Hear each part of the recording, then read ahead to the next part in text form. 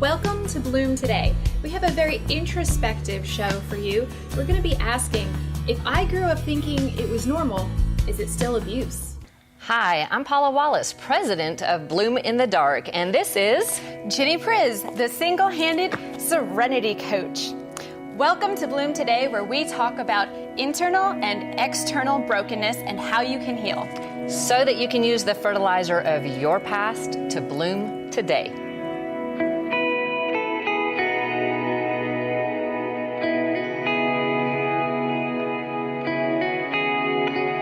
Welcome, everybody. Today we are talking about if I grew up thinking it was normal. Could it still be abuse? Yeah. So many things in our family of origin seem normalized when we're young because we have no perspective for anything different. And if there is abuse going on, it could be mild abuse, it could be major abuse. But if we're not recognizing it because we've never seen anything different, we as little sponges, little baby sponges, will just take that in and assess it as normal and carry on with our lives. And if we're not having the ability to see other people's households and what they're experiencing, then we're definitely going to continue to think, well, everyone else must experience that when they go home as well. And in some cases, they are too. If it's a cultural norm, then it can be an actual, whether it's in a community or a specific town or a certain ethnic background, it really can be abuse that is culturally normalized. Right. And there are some Indian tribes, for instance, where certain types of, shaping a head a certain way for beauty's purposes, that was normalized. Right. Well, that's not healthy or good, or binding little girls' feet in Asia, or different things where those things we know, like, wait a second, that's damaging their bones, that's hurtful, that's doing all this harm. Right. But in the culture, everybody is doing it. So therefore, it's okay because everybody's doing it. And if it's happening to you and all your cousins, or it's happening to your friends too, Sure. or if it's happening to the other students in this setting, or whatever it is, it's in trying to cope with our circumstances, we buy into it. And I'm sure that's a strategy that Satan wants to use, where I can get them young and I can get these lies dug in there real deep, then they won't need to talk about them later because they'll just accept them so fully into their identity, into who they are, into what their value is of themselves. Then all of a sudden it's a lot easier for them to carry, or for us to carry that on. There's there's no real statute of limitations on these things. No. I know that for me it was a lot of nothing ever happened to me. I'm fine. Look, I turned out fine. I'm totally fine. And a lot of us do that, right? I've got a job, so I'm fine. I have a husband, not me personally, but other people. And me either. I have that, so I'm fine. Look, I'm stable. Was it really that bad? Abuse victims have the tendency anyway to downplay the abuse. Well, and you blame yourself anyway. That too. And then you have to rationalize it for survival purposes. So you have to come at it from a perspective that makes it okay so that I can keep moving forward. And that plays out in even super extreme cases of abuse. That mindset still plays out as a coping mechanism that normalizes it, and it still can take somebody years of hearing other people's stories or seeing it in a different context and going, oh, wait a second, that's not okay. If it, for instance, happens to their child. Right. It's not okay for my child to be, but wait a second, I thought it was okay for that to be done to me. Right. There might be a problem. Will actually carry that on even and accept that it was abuse for themselves, even though they would never allow that to happen to their child because they really think that they deserved it. Which takes a good bit of healing and turning to God to start understanding.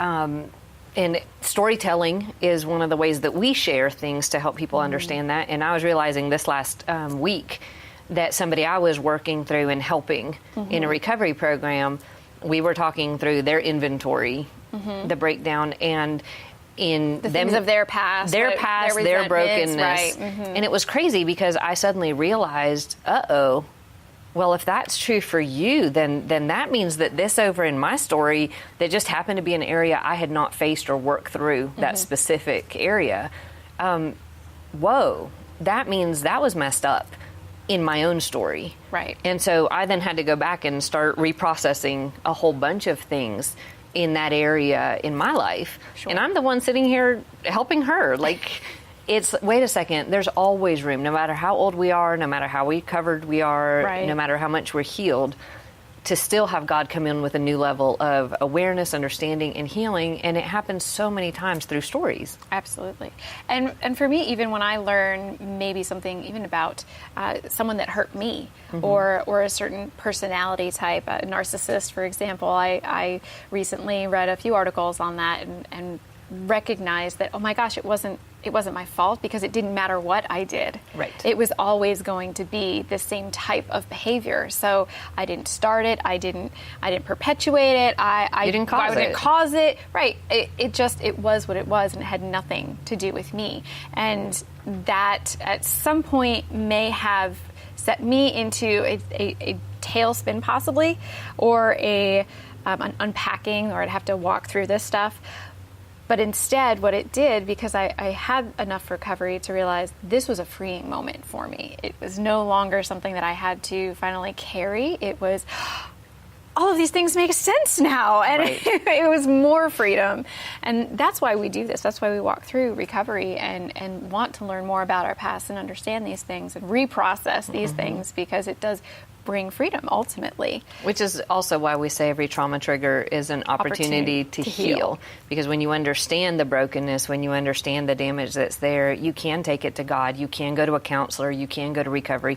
You can do something Yes. about it instead of having it continue to do you harm moving forward.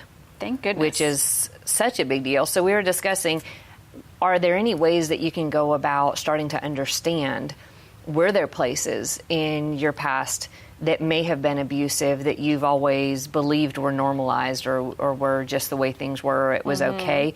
And this is where the introspective part comes in. Of our show, yes, it's if you introspective. take a moment right now and walk through with us some questions and reflect on where in your life these things have happened, and whether or not you've actually recognized it as normal, or maybe it falls into the realm of abusive.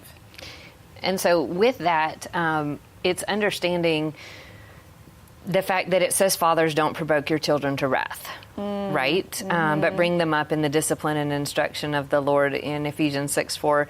And that's one of those things that was interpreted very differently for me than it was for you in our childhood. Yes. I didn't hear it at all in my childhood. I did not hear it. I thought as a child, and even if I had heard it maybe once or twice, it didn't really ring true for me, because I didn't think I had all that many rights as a child. I heard a lot about, respect your parents, 10 Commandments, let's focus on that, and I was performance driven. I wanted to do that as well as I could, but I didn't also hear on the other side of that parents have instructions from the Lord on how to treat their children, not to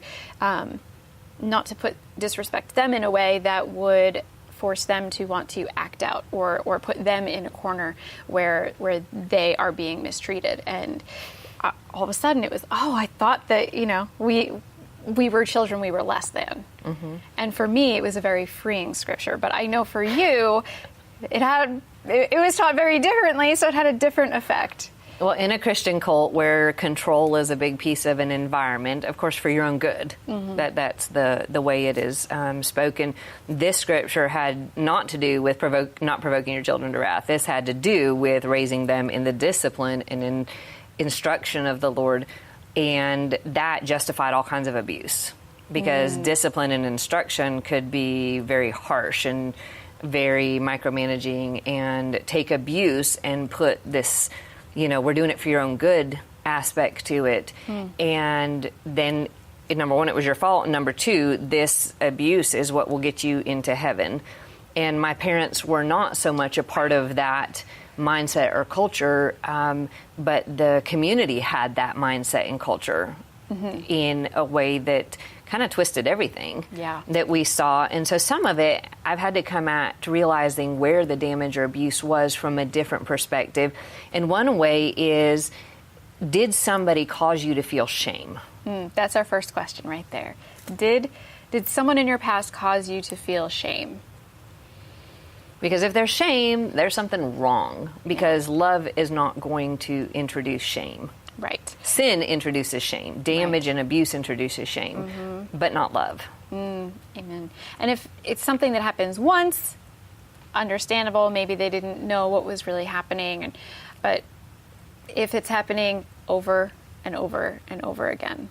But with the shame thing, it's again, how bad was it? How much shame was it causing? Did one incident cause you to feel ashamed the rest of your life?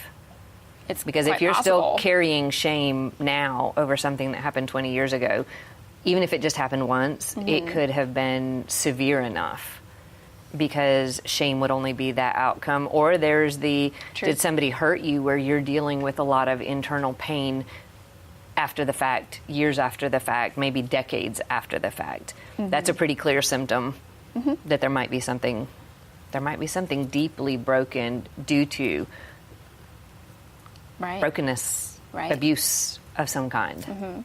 Even if shame was just hinted at, intended. I'm the queen of almost this, almost that. All over the place, almost abuse here, almost this, almost that. But almost shaming, or the intention to shame you, even without using those specific words, can be just as damaging. Right, and manipulation can cause shame with or without verbal abuse or physical abuse or other pieces. But people usually don't recognize it, many times even once it escalates to physical or sexual abuse.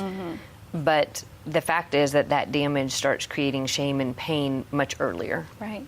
And that is a great segue into our second question, is, did someone physically hurt you?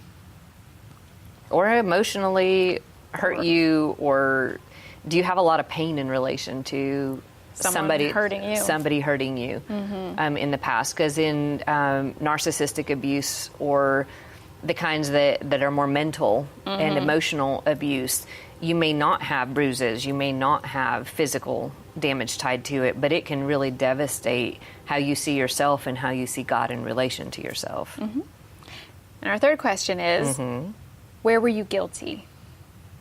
And where were you afraid? And where were you afraid? Because those pieces all tie in together to that victim mindset that we develop because there's actually been something wrong. Well, if you've been told you're guilty and you're guilty over and over again, you're going to be fearful. If you've been hurt physically, emotionally, you're going to be fearful. If you're ashamed, you're still going to be fearful. Fear kind of overrides all of that, It's doesn't a root. it? It really is the root that gets to that. And I believe there is a scripture also that we have. Right. In 1 John 4:18, it says, "There is no fear in love, none. But perfect love casts out fear, because fear has torment. He that fears is not made perfect in love." And I know the torment of that fear. I know the pain that comes with that torment. And love is such an antidote that comes in. But what if the person's telling you they love you while they're hurting you? There's many people who do that. Will speak out of both sides of their mouth, but they could be also saying one thing and then doing another, or saying one thing and loving you 90% of the time, but then hurting you 10. And you're still hurt. Right, you're still hurt. Your hurt is still validated. Right, and the person when who they love abused you may not be all bad. They may just not understand that an area of their brokenness is hurting you, because they've never gotten healing for that area of brokenness. Or the culture says it's okay to act out that brokenness that way. Right. So so many facets to learning and understanding brokenness and abuse and how that does us harm and how we then need healing. We need to go to Yes. God. We need to change our mindset. Yes, and speaking of that, we have a coaching tool for you available on our website. If you go to bloomtodaytv.com, we have just a couple pages, download, where you can walk through this lesson a little bit further, really delve into these questions further, and then we have some exercises for you to help you walk through it and walk out of this place of hurt from any kind of abuse that you may have experienced.